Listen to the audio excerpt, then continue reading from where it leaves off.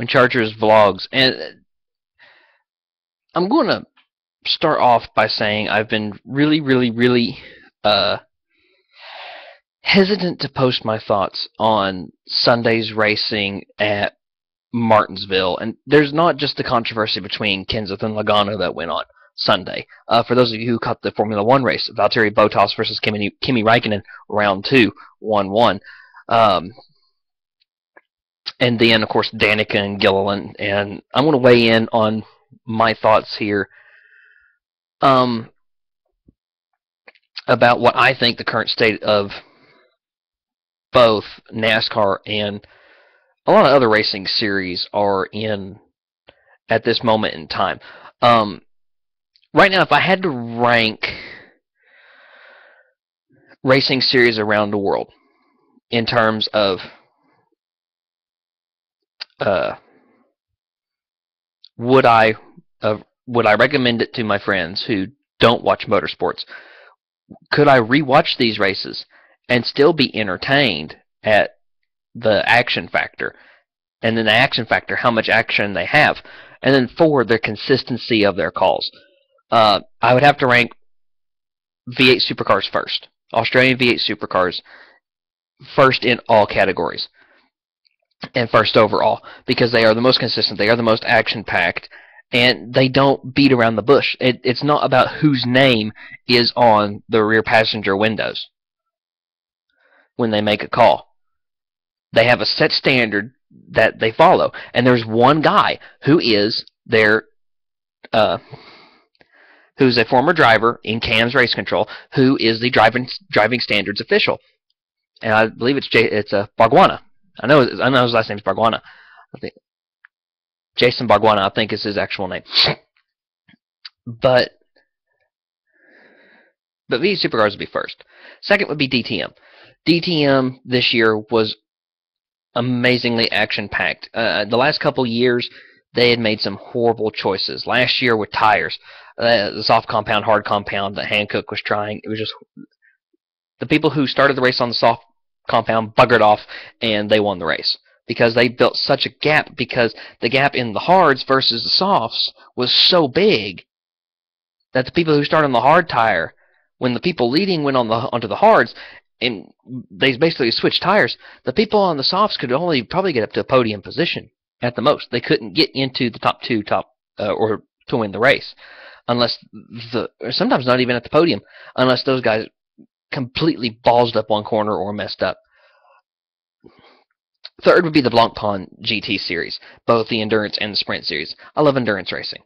I really do, because it's like it's not one 20-minute sprint or one 1-hour sprint race. It's, especially in the FIA WEC, which I rank 4th on the list of consistency in calls and watchability. It's more of, with the WEC, you got 6 hours and 3 drivers who drive that car. And you got to make sure that you don't make a mistake right before you come into the pits. That way your co-driver, and you see this in multiple series that have 2 or more drivers per race car. One guy makes a mistake and the other guy has to pay the price and the penalty. V8 Supercars has that correct. Has the way they do it. The way they do it is in the Endurance Championships at Sandown, Bathurst, and the Gold Coast, Surfers Paradise. Is, especially in regards to curb hops, which is what they call it. I believe that's what they call it. I surely call it that. Or overuse of the curbs. It resets when the primary driver gets in the car. Like, let's say this year the drivers of the 6 were Cam Waters and Russell Ingall, because Cam Waters is now subbing for Chaz Mostert, who was injured at Bathurst. Well, let's say Russell Ingall, who was the co-driver for Cam Waters, was 1 strike away from getting a drive-through penalty on curb hops. And he came into the pits, he fulfilled his minimum number of laps, and then Waters took over the car and then continued on, and he didn't get and he got like 6 more, but he was nowhere near the limit. And this is just a completely random example. I'm just using a random team, a random pairing of drivers. Cam Waters would not have to worry about, oh, I can only use it, or, oh, I can't even curb hop. I can't overuse the curbs a little bit to attack the guy in front of me and get past him, because it resets. Cam Waters has 0 when he gets in the car, even though Russell Engel might have had 17. And I love the way V8 Supercars does. That's why I rank Australian V8 Supercars number 1. And I'm an American. I'm an American saying this. And then 5th would be the MSA British Touring Car Championship. NASCAR is lower down on that list, and so is Formula 1. FIA WTCC, FIA, and Formula 1, don't even ask me about FIA WTCC. FIA WTCC is a joke, because Citroen flashed their cash at the FIA and said, we want to make the balance of performance rule. Look, here's how much we'll pay you so we can build our car for a year and a half and only let Chevrolet, Lada, and Honda, and maybe even BMW, who wanted, or whoever else was in the championship at the time, only have 3 months to build a car. It was wrong. And if I was head of the FIA, I almost said WRL, if I was head of the FIA, I'd have said, no, you have to build the car to the current specifications.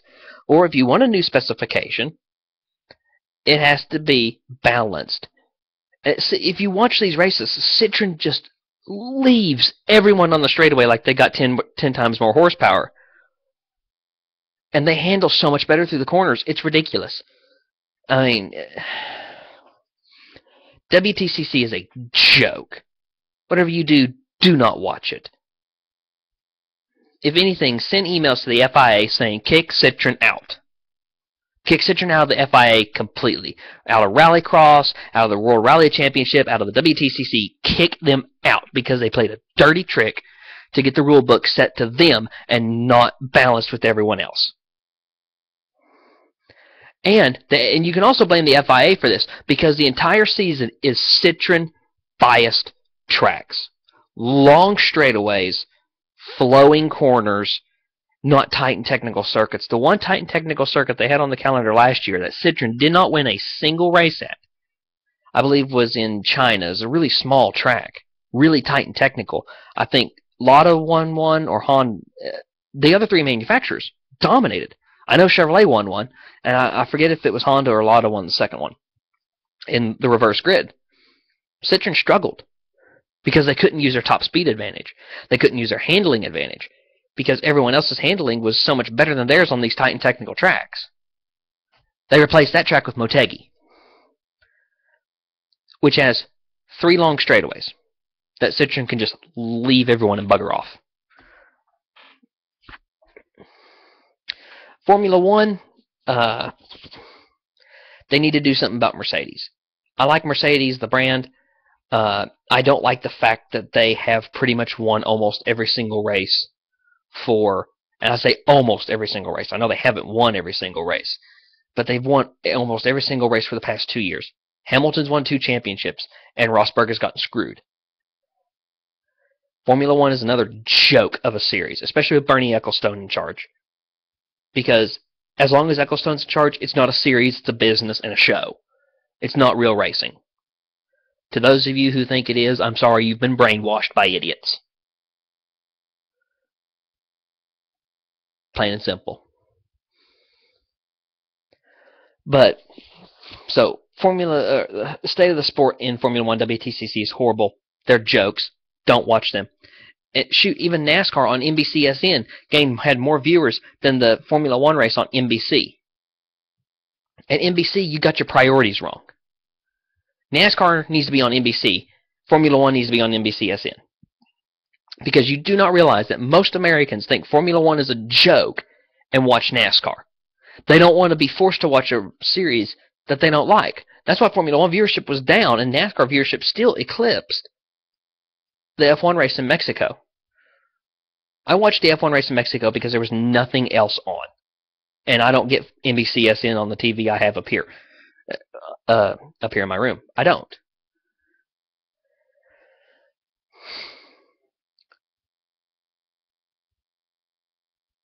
But to say NASCAR is miles ahead of Formula One in terms of state of the sport is being optimistic.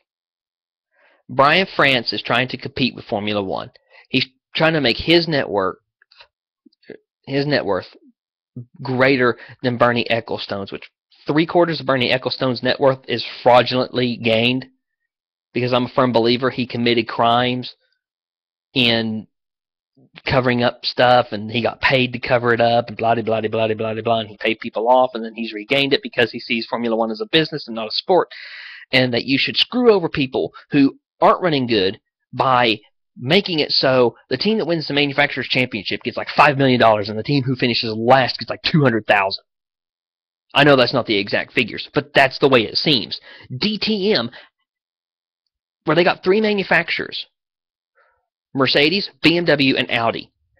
Anybody can win in DTM because the cars are all equal in terms of performance.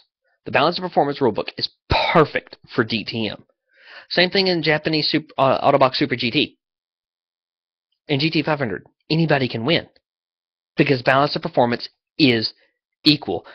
It comes down to who has the better engine in Super GT, though, in terms of reliability. That's the only thing that really mechanical that can affect Super GT.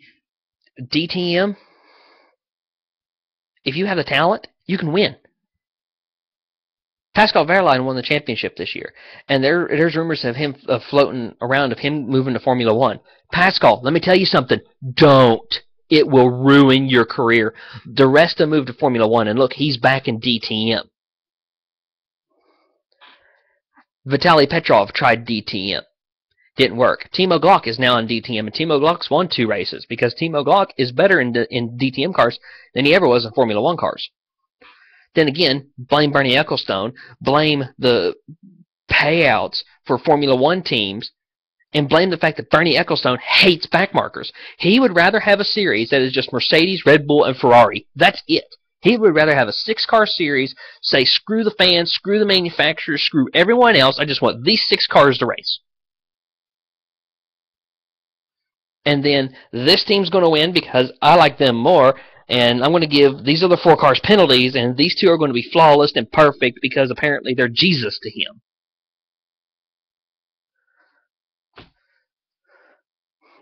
And Brian France is trying to compete with this. He's trying to compete with a business and not another sport, and he's also trying to compete with the NFL. The NFL's a different market. People can like football and NASCAR. It's not rare. It's a common thing around where I live. You like football and NASCAR. If you don't like NASCAR and you like football, that's fine. If you don't like football and you like NASCAR, that's fine. If you like both, hey, perfect. Who cares?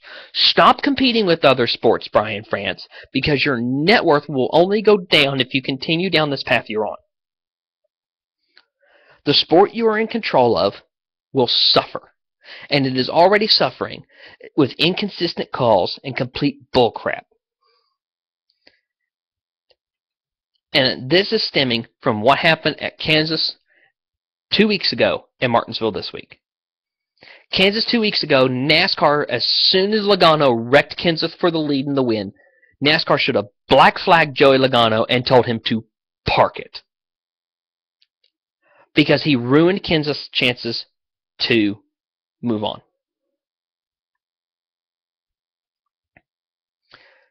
Kenseth goes to Martinsville, exacts revenge.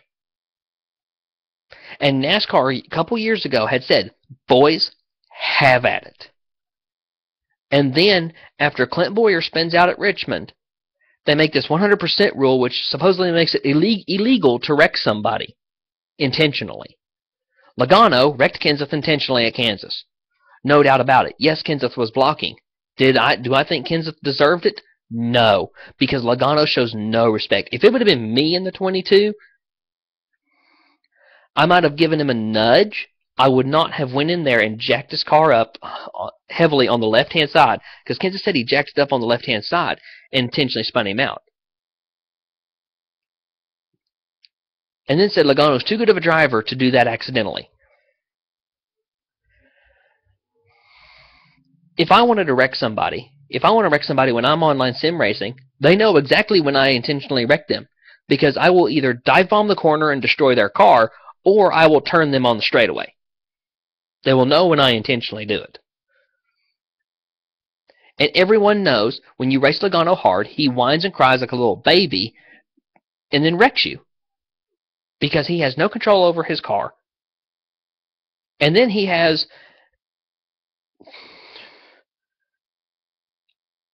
I'm hesitant to say he has the balls. He has the nerve to say Kenseth is a coward and a chicken you-know-what.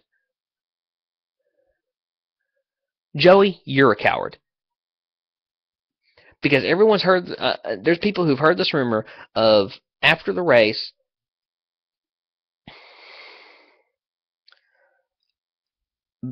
Apparently, someone from Kenseth's crew went after Logano, and Logano had to duck behind his daddy because he's too scared to fight himself.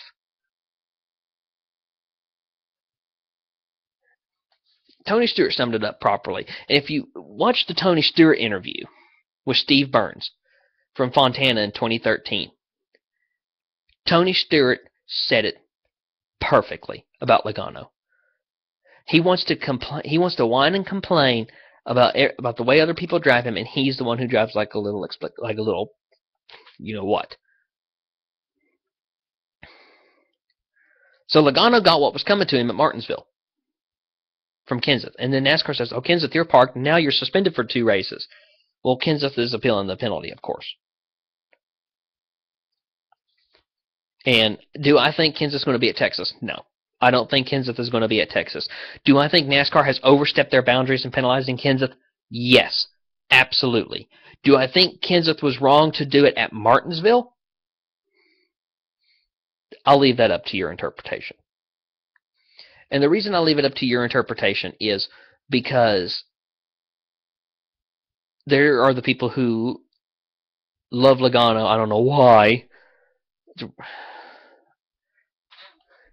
25-year-old who has no respect for anyone on the racetrack,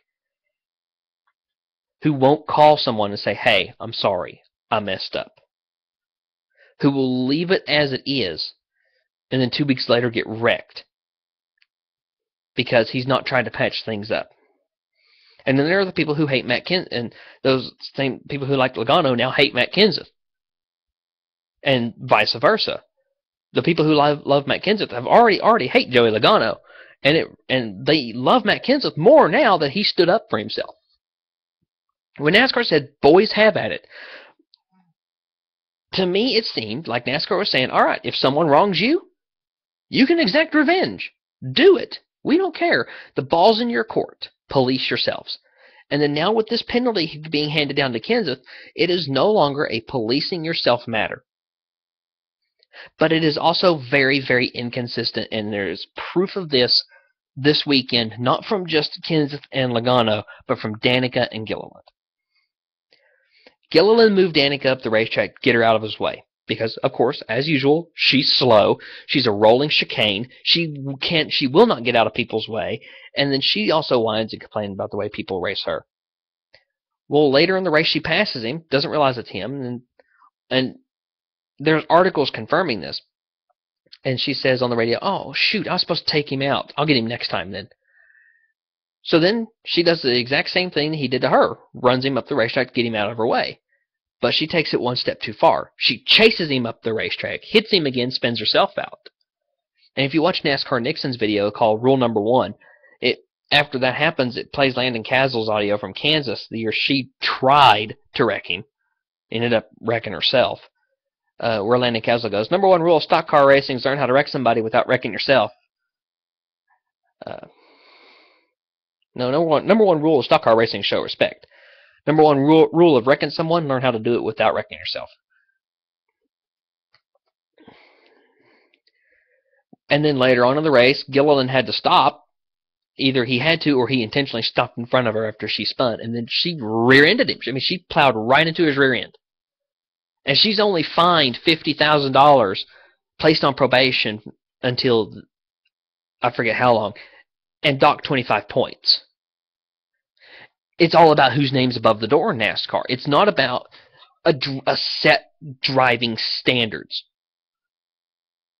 And every other series in the world has a set driving standards thing. Formula One is also inconsistent on their calls because at Russia, Kimi Räikkönen flat out dumped Valtteri Bottas for third. No doubt in my mind he went in there and intentionally wrecked him because you didn't see Kimi lock up or anything. Ended up neither of them got third. Bottas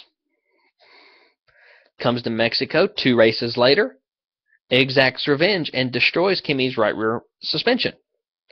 Kimi's out. And neither Ferrari finished because I hate Sebastian Vettel. I'll say it right now. I hate him. I hate his guts. He's arrogant. He's got the Jimmy Johnson syndrome.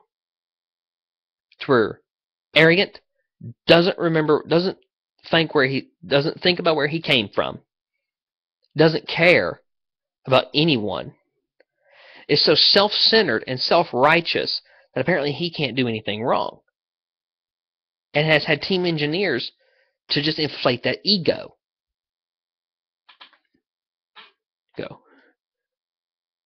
And it doesn't care about the fans either.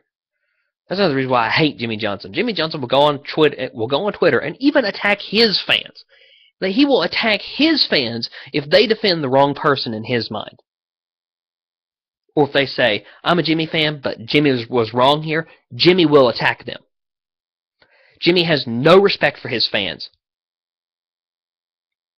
Compared to Jeff Gordon, who has all the respect and love in the world for his fans. And Carl Edwards does too. That's why I like Carl Edwards. Carl Edwards loves the fans. He loves the media. Carl Edwards is real good with the media. Jimmy's not. But you won't see this with Jimmy Johnson. It's something Jeff Gordon did. One of his fans had a 2003 Chevrolet Monte Carlo Jeff Gordon edition that caught fire. Well, Jeff had one of those cars, the exact same color, with 124 miles on it. Never been driven. Basically, it's like it had like so many test runs on the, or it had been driven, but it was pretty much in pristine condition. Well, he heard about it, and he gave her the car for free. He just gave it to her. You will never, ever see Jimmy Johnson do that. You'll never see Logano do that, and you will never see Keselowski do that. Those are the 3 drivers in NASCAR I hate. Jimmy Johnson, Brad Keselowski, Joey Logano. And I'm trying to stop myself from calling Logano the derogatory name I've made up for him. Because I can't stand his guts. I hate him. I feel sorry for Ryan Blaney to have 2 shithole teammates as 2 Penske drivers. I feel so sorry for him. And Ryan Blaney's a good kid. I hope and pray that he does not come down with the same syndrome that Keselowski and Logano have of arrogance and disrespect for others.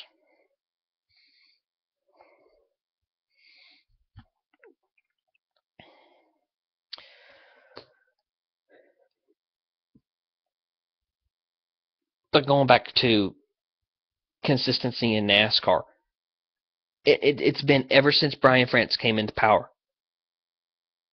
It's been all about the name of the driver on the car. And Charlotte, the year Junior was leading on a restart, and he ran out of gas anyway. NASCAR, when they all wrecked going into turn 1, NASCAR should have, and I'm not going to make the Dale Jr. fans mad. I'm not trying to pick a fight with Junior fans. I like Junior. I have nothing against Junior. But if this would have been Bill France Jr., NASCAR would have thrown the caution because it was a wreck. They wrecked. It was multiple cars involved. Keselowski was smoking down the backstretch. They would have thrown the caution, and Junior said, well, crap, guys, I'm going to have to pit because I do not have enough gas for another restart. But it seems to me these days it's either Junior or Jimmy or Danica who gets the preferential treatment in terms of cautions. Danica gets the Danica caution where, oh, Danica's about to go a lap down. Let's throw this phantom debris caution that No one's going to be able to find where the debris is, but we'll send a truck out there and make them look like they're picking something up. And all this other crap. Because, oh, she's about to go a lap down. We need her on the lead lap because we want her to win the races. There are more female drivers out there who have more talent in their pinky fingers than Danica does in her entire body. Amy Ruman, Johanna Long, Kenzie Ruston, Amy Nielsen, or Christina Nielsen, just to name a few, have more racing talent in their pinky finger than she has in her entire body. The only reason she's in NASCAR is because of money. That's it. GoDaddy. That's the only reason she's in NASCAR. Can she improve, though? Yes, if she goes back down to the truck series.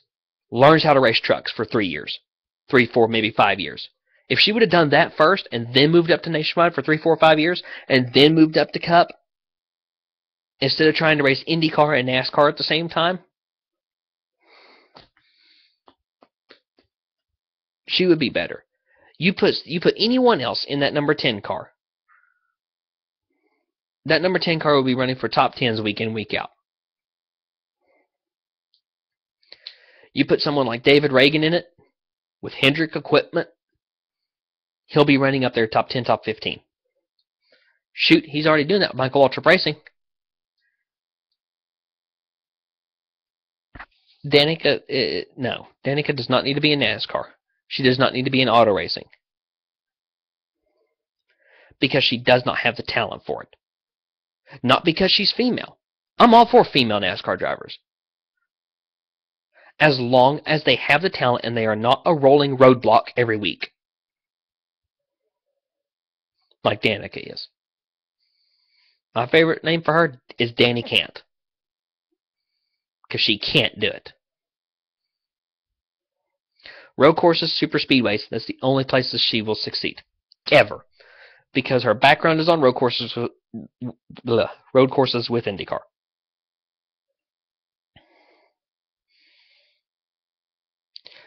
But again, go back to the NASCAR penalty system. It is a double standard based on whose name is above the door. Johnson gets cautions when he needs them. Or they don't throw a caution because Jimmy's leading. And Junior, I'm a firm believer, NASCAR did not throw the caution at the Coke 600 that year because Junior was leading. They didn't want to upset Junior Nation. Guess what, NASCAR? You're going to upset fans if you call races right. NFL replacement referees are more consistent in their calls than NASCAR is. NASCAR is inconsistently consistent and consistently inconsistent.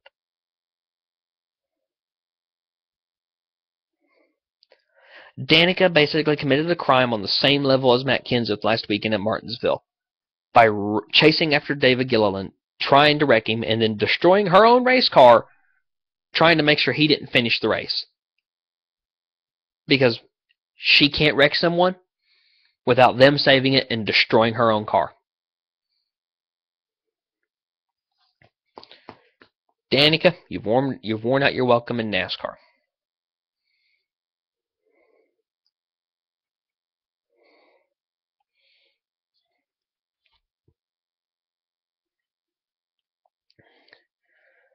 But these things, the inconsistency, viewership is declining in NASCAR. I was at the Kentucky race this year. That was the best race this year. One, because I was there. I was at my home track. I was at Kentucky Speedway. At the Cup race. I actually got to go. Me and my dad went down there. And if I can, I'm going back next year. Or I'm going to Indianapolis. I've been to 2 NASCAR races. I've been to Richmond and I've been to Kentucky. And Kentucky was great. Low downforce package. Cars were racing everywhere. You could actually take someone's line away and they could move and find another line and still run you down. This current package they have on the 1.5 mile tracks like Kansas, Atlanta, Michigan, you go up, if someone's running the high line and you go up and take their line away, they fall back. Because they can't change their line because of the way the drag is on the car. But because you're out front, you got all that clean air, You're perfect.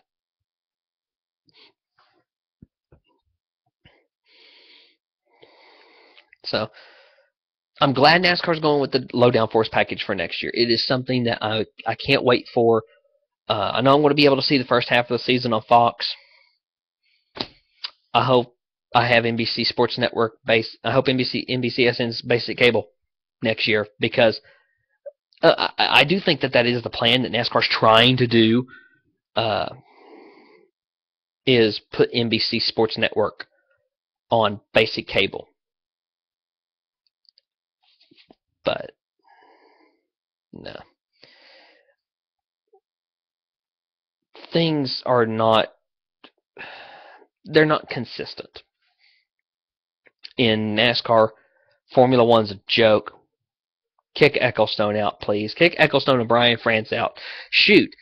Vote for me for NASCAR chairman. Stuff will be consistent. Yes, I hate Jimmy Johnson. I hate Joey Logano. I hate Brad Keselowski. And yes, I have had dreams of rewriting the history books and taking all of Jimmy Johnson's wins and championships away, because I can't stand him and I think he cheats. I promise you, I will not do that if I was ever NASCAR chairman, because they would not let me. They would not let me do it. I would suspend Chad Knaus, though. Chad Knaus would be gone from NASCAR, because there is viable proof that he does cheat. Changes I would make to NASCAR. Again, consistent calls. There would be a driving standards steward who is a former driver. My vote, Jimmy Spencer. I vote for him to be NASCAR's driving standards steward. Because when people cry, like Chad Knaus does, because my picture sucks and I cheated and I got caught cheating. That one's for you. Yeah, crying towel. This is something, if I ever, these NASCAR blogs, I'm going to do this for Jimmy Spencer. Crying towel. This weekend, crying towel goes to Joey Logano. Kenseth exacted revenge on me because I drive like a little douche and I can't control my car, and I'm the dirtiest driver in NASCAR at the moment, and I don't get respect. Logano, grow up. That's what I want to tell you. Grow up. Quit being a coward and hiding behind your daddy. So, crying towel, Joey Logano, keep this in your car. Chad Knaus, I'm going to give you one too, just because I don't like you. You cry every week, every time something doesn't go your way.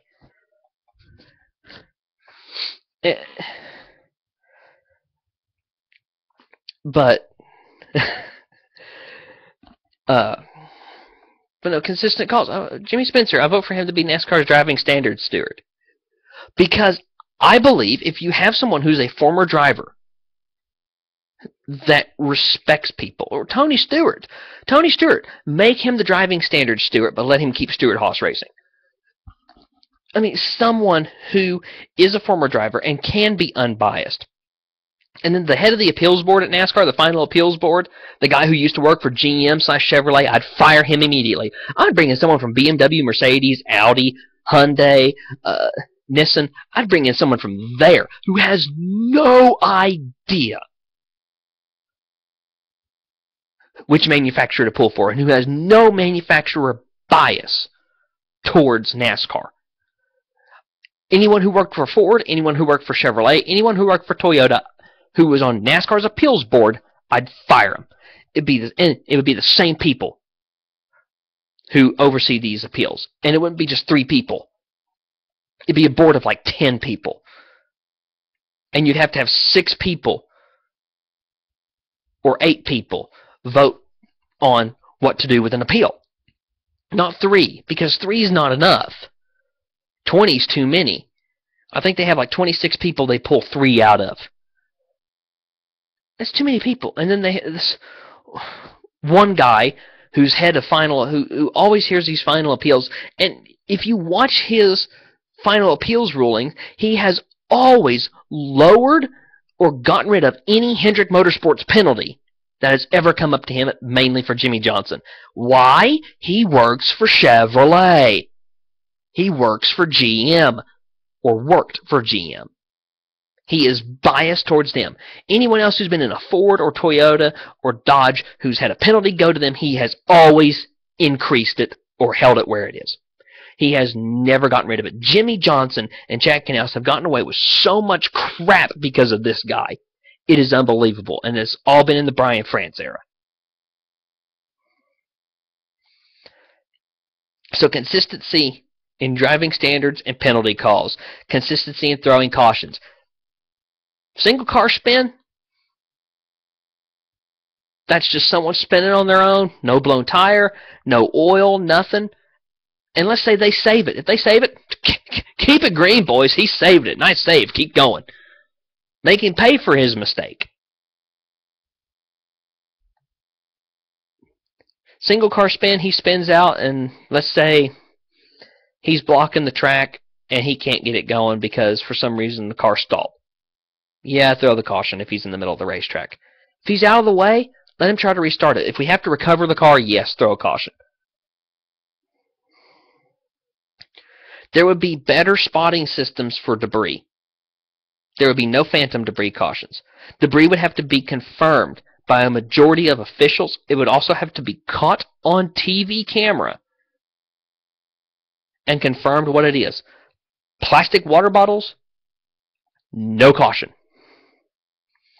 Beer bottles, no caution unless they're glass. If they're glass beer bottles, throw the caution because we don't want them puncturing a tire. But Fontana, the year Gordon would have won that race. I think it was last year or 2 years ago. Gordon would have won that race had Clint Boyer not screwed him out for the second time in 6 months.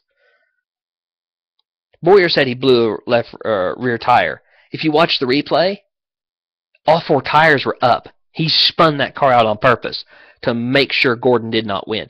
But see, and I know I'm going to make the Jeff Gordon fans mad. I like Jeff.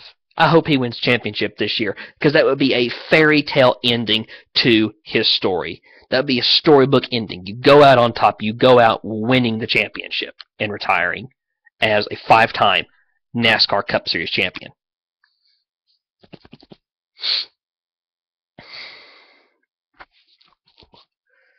My nose is starting to run a little bit after I gave my little crying towel thing. So, yeah. I miss the crying towel.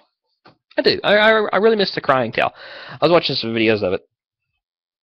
Best of the crying towel. I was laughing my butt off. But that year, when people started blowing tires, NASCAR should have thrown the caution. And then looked at Goodyear and said, you make a better tire for when we come here next year. Because we're tired. We do not want this.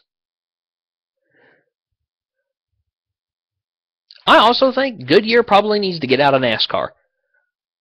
Let Hankook make the tires. Hankook makes great tires. You never, ever, ever see a puncture due to running hard in DTM. The only time you see a puncture in DTM or any other series that runs Hankook racing tires is if it's canard or body to tire impact that punctures it. Unless it's a forced puncture from the side. You do not see blown tires. Watch all the races of DTM this year. And all the blown tires that we've had this year, I guarantee you, 85 to 95% of them, if not 100% of them, are due to body on tire contact. Excuse me.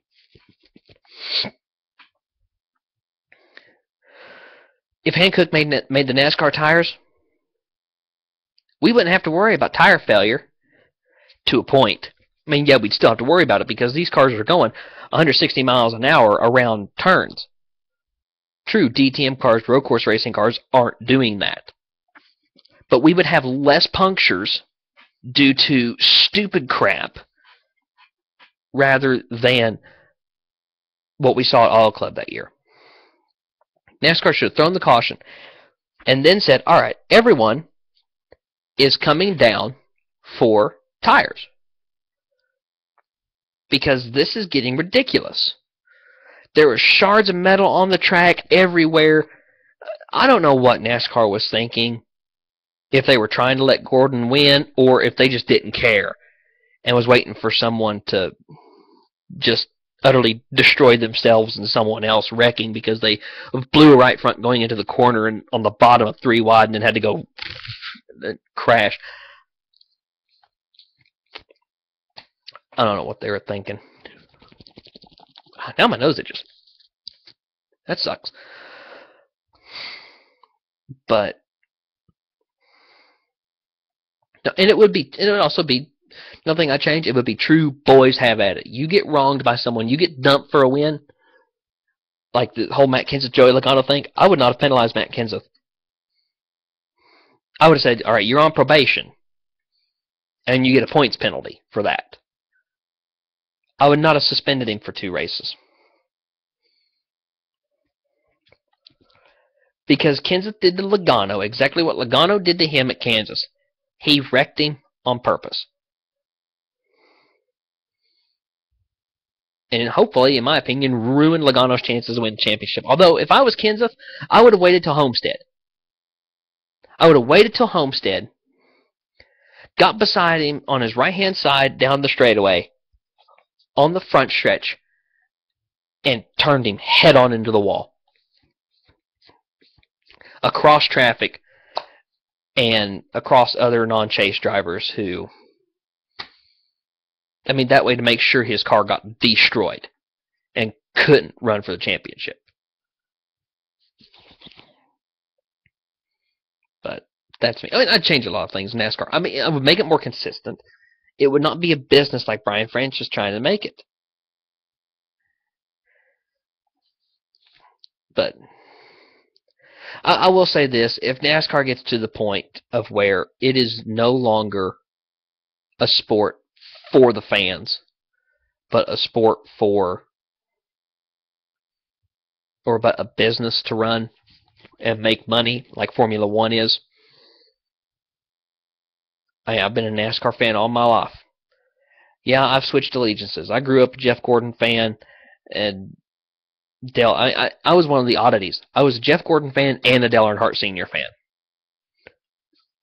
Although I was never really a true Dale Earnhardt Sr. fan until he died in 2001. And then I realized how much he meant to the sport of NASCAR. What he meant to the fans. Yeah, Senior was dirty. I'll wholeheartedly admit that. Senior was dirty. And my nose is probably red. Because I can probably see it on, the camera. That's what I get for using a really coarse towel for the crying towel. A really big bath towel. This is what it is. It's really a big old bath towel.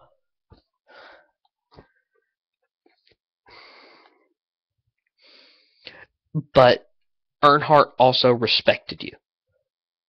He'd race you hard. He'd wreck you for the win.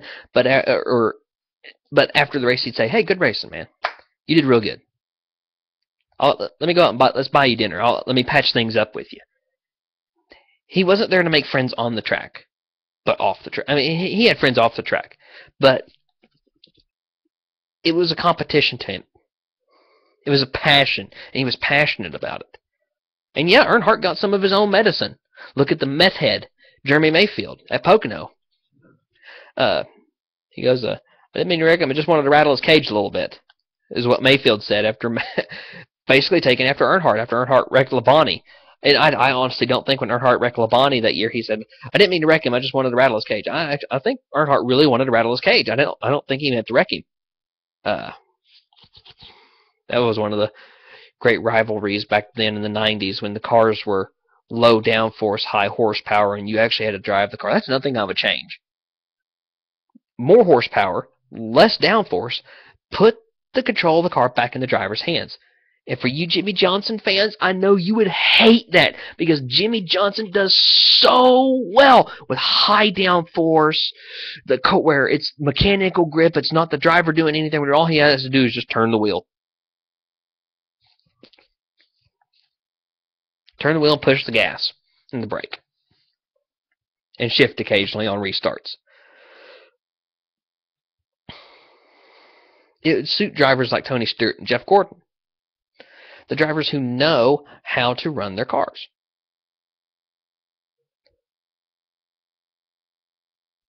I mean, things would get changed. Same thing with Formula One. Formula One, I'd readjust its team's payout for the team's championship or constructors championship, whatever, what have you. WTCC, I'd kick Citroen out and say, bye. You can create the BOP rulebook, but you can't race.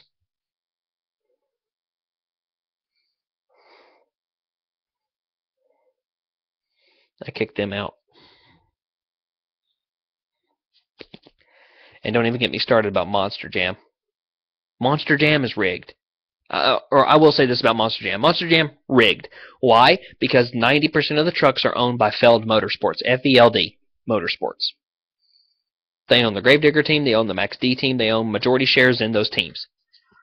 When they took freestyle judging away from the fans and put it in the hands of people who follow the officials, who follow the sport,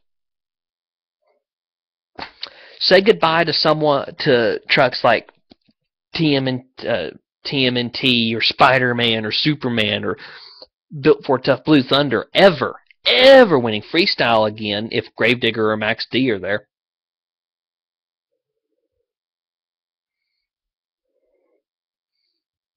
Because that's all a popularity contest. It's all about who has the most money, who has the most drivers to drive each one of their trucks.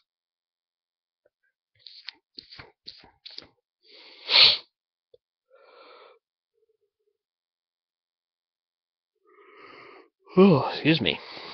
I'm running on 3 hours sleep here. So I do apologize if I yawn. But no. I mean, there needs to be changes in certain forms of motorsports to bump them up the ladder in terms of viewer ratings and how the fans see them. Again, I would rank NFL replacement referees and consistency above NASCAR Formula One any day. NASCAR and Formula One any day.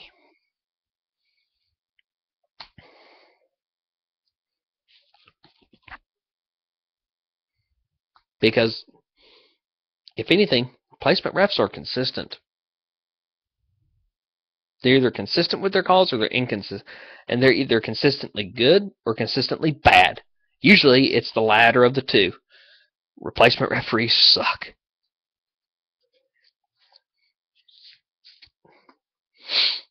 But don't get me started on NFL teams I hate, because I'm not going to go into that. That's a whole nother topic for another vlog if come Super Bowl time. But no, I just wanted to weigh in on my opinions. I'm coming up on 50 minutes here. But this is probably going to start being a regular series, me giving my opinions and stuff. Comments are going to be disabled for this video because I don't want to argue with you. I don't. I don't want to argue NASCAR with you. Most of these vlogs are probably going to be on video games. I've been avoiding everything Halo 5 because I want to be surprised when I play through the game. I have seen these Cortana thumbnails with Halo 5 graphics. I don't want to know. That's another reason why comments are going to be disabled. I do not want to know. Do not tell me. Do not message me about it. Do not spoil the game for me. If I want it spoiled, I will spoil it myself, because I'm probably going to cave under the pressure here anyway in a couple weeks and just watch it. Watch the walkthroughs and stuff. The only Halo 5 video I've watched is Naked Eli's Skulls video, on where all the skulls are. I'm dreading the one I have to get on Legendary. I hate having to collect the skulls, though, like you did in Halo 2. I hate having to collect them in order to use them. Just give us all the skulls. Because I want my Grunt birthday party. I want my I Would Have Been Your Daddy. I want my cowbell. I want my catch skull. I want those. Give me the skulls that I use, and I'll be perfectly fine. But no. We're coming to the end of this video. Thank you guys for watching. yeah, so hopefully next blog will be more gaming related. So until next time, I will catch you all later.